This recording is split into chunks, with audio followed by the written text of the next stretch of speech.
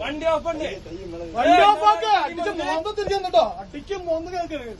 வண்டி ஆஃப் ஆக்கு. ஆஃப் ஆக்கு. ஆஃப் ஆக்கு. ஆஃப் ஆக்குடா. என்ன ப்ராப்ளம்? ஆஃப் ஆக்குடா வண்டி. வண்டி ஆஃப் ஆக்கு. ஆஃப் ஆக்கு. வண்டி ஆஃப் ஆக்கு. வண்டி ஆஃப் ஆக்குடா.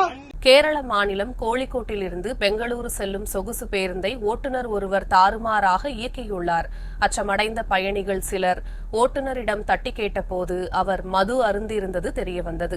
அவருடன் இருந்த மற்றொரு ஓட்டுநரும் மது அருந்திவிட்டு மயக்க நிலையில் இருந்துள்ளார்.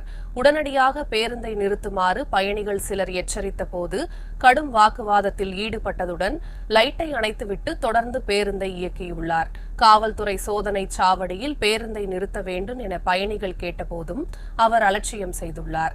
இது தொடர்பான வீடியோ காட்சிகள் சமூக வலைதளத்தில் வெளியாகி வைரலாகி வருகிறது.